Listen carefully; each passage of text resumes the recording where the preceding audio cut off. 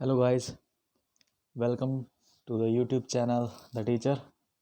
और आज हम हाजिर हो गए हैं जीएस का पार्ट 3 लेकर के। जीएस के जो क्वेश्चंस हम करते रहते हैं उसका पार्ट 3 आज मैं आप लोगों के सामने लेकर के आया हूं। और इसकी शुरुआत अब करते हैं क्वेश्चन नंबर 1 से। तो क्वेश्चन नंबर 1 क्या कहता है? हड़प्पा कालीन मोहरों पर सर्वाधिक किस पशु को चित्रित किया गया है? अब आप सभी जानते होंगे कि हड़प्पा कालीन जो मोहरें हैं वो हड़प्पा के साइट से, जो कि अब फ़िलहाल में तो पाकिस्तान में है। हड़प्पा, मोहनजोदड़ो ये साइट जो है अब पाकिस्तान में है, तो वहाँ से काफ़ी कुछ मिला। लेकिन सबसे ज़्यादा जो मोहरें मिली वो किस चीज़ की थी? ठीक है, तो इस क्वेश्चन का जो आंसर होगा वो होगा एक श्रृंगी बैल, यानी कि एक सींग वाला कोई बैल है, ठीक है, उसकी जो मोहरें हैं वो सबसे ज़्यादा वहाँ पे मिली हैं। ठीक है, उसके बाद में क्वेश्चन नंबर 2 देखिए, यहाँ पे क्या कह रहा है कि शवादान की दाह संस्कार की प्रक्रिया किस कालखंड में शुरू हुई?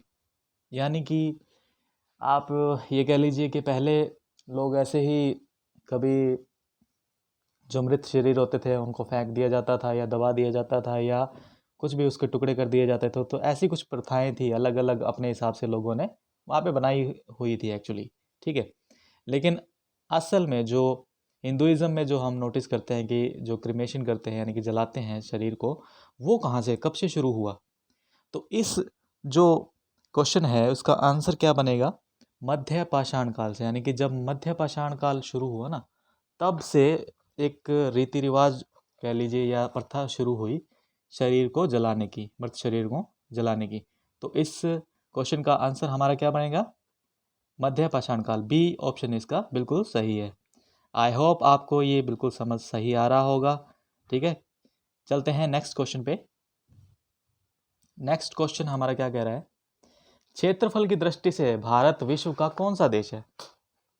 अब अगर आप कंपटीशन की तैयारी कर रहे हैं और ये क्वेश्चन आपको नहीं आता तो आपको बहुत ज़्यादा मेहनत करने की ज़रूरत है। बहुत ही आसान क्वेश्चन है, बहुत बहुत ही आसान क्वेश्चन है।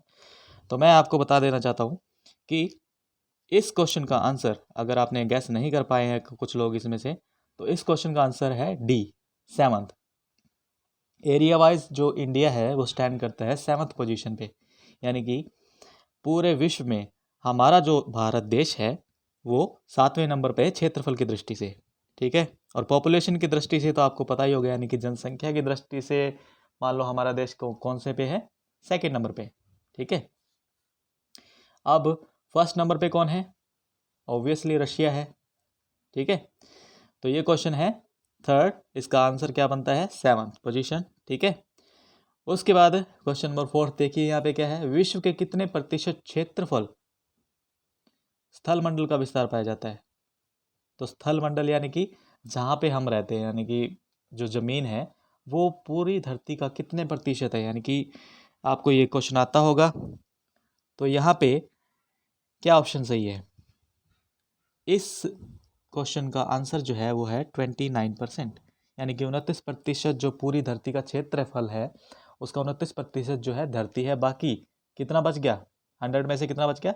71%। 71% जो है यहाँ पे जल है। ठीक है, 71% वाटर है और 29% जो है स्थल है, यानी कि लैंड एरिया है। ओके, अगले क्वेश्चन पे चलते हैं।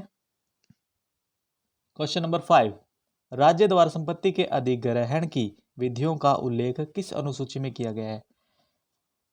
अब ये पॉलिटिकल साइंस से एक क्वेश्चन है। ठीक है, अगर आपने शेड्यूल्स पढ़े हैं, ठीक है, शेड्यूल कितने हैं? पहले हमारे पास 8 थे, अब 12 हैं। ठीक है, और उसमें किस शेड्यूल में ये दिया गया है संपत्ति के अधिग्रहण की?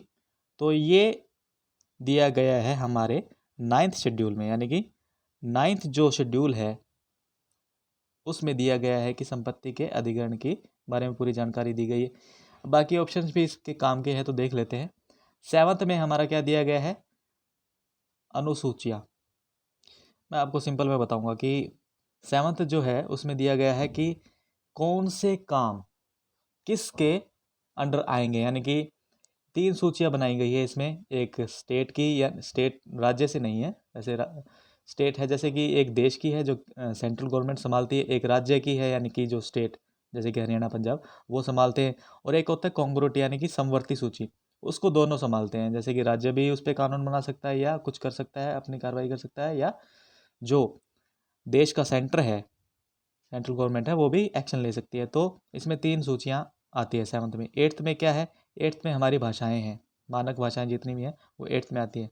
और 9th में क्या है, मैंने बता ही दिया, संपत्ति का अधिग्रहण है। 10th में क्या है, 10th में है दल बदल के विरोध में कुछ ऐसे कानून हुए थे कि कोई व्यक्ति अगर किसी पार्टी से जीत रहा है तो वो अपनी पार्टी को चेंज ना कर ले किसी तरीके से, कि मैं अब इस पार्टी को समर्थन दे रहा हूँ। तो ये रोकने के लिए दल बदल का जो ये नेताओं का एक रवैया रहता था, उसको रोकने के लिए ये बनाया गया था कानून। ठीक है, अब क्वेश्चन नंबर 6 पे चलते हैं।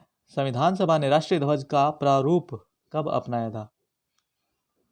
अब राष्ट्रीय ध्वज तो कई प्रकार के उस टाइम पे हमारे जो जब आज़ादी से पहले उस पर विचार हो रहा था कि हमारा राष्ट्रीय झंडा कैसा होना चाहिए, तो उस वक्त पे काफ़ी विचार विमर्श चल रहे थे। एक्चुअली काफ़ी सारे झंडे थे। आपने देखा होगा कि जब महात्मा गांधी की जो रैलीज होती थी, उस वक्त पे भी एक झंडा ऐसा था, ट्राई कलर का ही हमारा, यानी कि तिरंगे जैसा ही था, बस उसमें चरखा था बीच में। तो इस तरह के काफ़ी डिज़ाइंस हमारे पास अवेलेबल थे उस वक्त पे। तब झंडा समिति ने जो ये अब हम जो झंडा यूज़ कर रहे हैं हमारे पास जो है भारत का, जिसमें बीच में एक सर्कल है जिसे चक्र कहते हैं, हाँ जिसे चक्र कहते हैं, और उसमें 24 तीलियाँ हैं। ठीक है, और ट्राई कलर है जैसे कि, तो ये जो है ये हमने अपनाया था 22 जुलाई 1947 को, यानी कि 22 जुलाई 1947 को ये प्रारूप जो है झंडे का वो अपना लिया गया था और इसको परमानेंट कर दिया गया था। 26 जनवरी 1950 को क्या था, संविधान लागू हुआ था, पता है सबको। ओके, चलते हैं नेक्स्ट क्वेश्चन पे।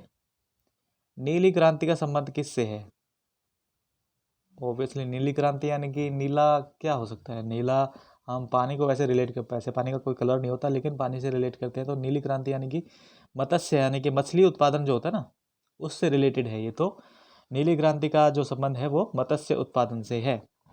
ठीक है, अब जैसे कि फसल उत्पादन, जैसे कि मेनली इसमें क्या क्या था, जैसे कि फसल उत्पादन में हमारा जो ग्रीन रेवोल्यूशन हुआ था उसमें क्या क्या था, एक तो था गेहूं और एक चावल, इन 2 फसलों पे बहुत ज़्यादा वर्क किया गया था, उसको बोला गया था ग्रीन रेवोल्यूशन। ठीक है, दुग्ध उत्पादन से क्या है कि जो दूध की प्रोडक्शन है उसको बढ़ाने के लिए वाइट रेवोल्यूशन या दुग्ध उत्पादन किया गया था, की क्रांति की गई थी। ओके, अब आते हैं 8th क्वेश्चन पे।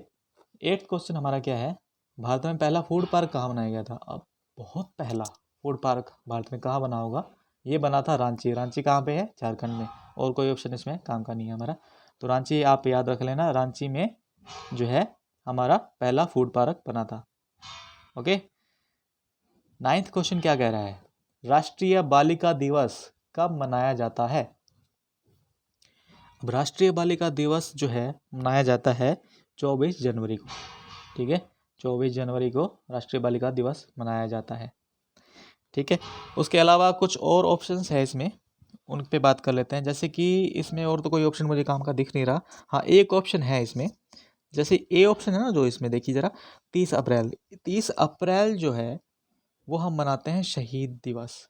ठीक है, ये एक्चुअली इसमें 2 दिन आते हैं, जैसे कि एक शहीद दिवस भी मनाया जाता है और एक होता है कुष्ठ निवारण दिवस, जिसे आप लेप्रोसी बोलते हैं ना, लेप्रोसी रोग के निवारण के लिए भी एक दिन निश्चित किया गया है कि 30 जनवरी को। अब 30 जनवरी को शहीद दिवस क्यों मनाते हैं? आप सभी को पता होगा कि 30 जनवरी 1948 को जो है महात्मा गांधी का जो है असैसिनेशन, यानी कि उनको मार दिया गया था किसके द्वारा, नाथूराम गोडसे के द्वारा। तो उस ही दिन को कंसीडर करते हुए हम 30 जनवरी को शहीद दिवस मनाते हैं। ओके, नाउ आज के लास्ट क्वेश्चन पे हम चलते हैं। लास्ट क्वेश्चन हमारा क्या है आज का, भारत में पहली बार जनगणना कब हुई थी? अब आपको पता होगा कि भारत में हर 10 साल पे एक जनगणना होती है। ठीक है, पॉपुलेशन सेंसस होता है हर 10 साल में। तो सबसे पहले ये कब किया गया? ऑब्वियसली हमारे राजाओं के मन में तो ऐसा कभी आया नहीं होगा कि चलो आज जनसंख्या का ही कुछ निकालते हैं कि हमारे राज्य में है कितने लोग, ऐसा कभी किसी के विचार नहीं आया था। अंग्रेजों का ही विचार था कि जनसंख्या को तो काउंट किया जाए कि कितने लोग हैं। तो अंग्रेजों ने जब वो हम पे राज कर रहे थे तो उस वक्त पे 1872 में हमारी जो है पहली जनसंख्या जो है काउंटिंग की गई थी, यानी कि जनगणना की गई थी, ठीक है। लेकिन वो इरेगुलर बेसिस पे थी, यानी कि कभी 5 साल में, कभी 7 साल में, ऐसे कुछ चलता रहा।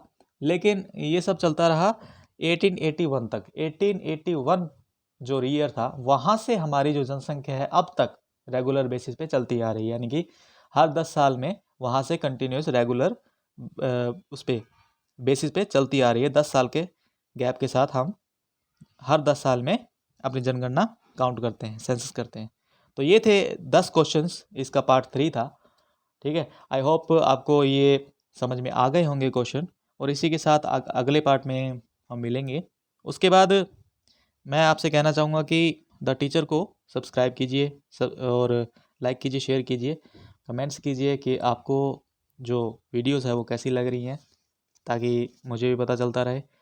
और तब तक के लिए मिलते हैं नेक्स्ट वीडियो में। Till then, thank you.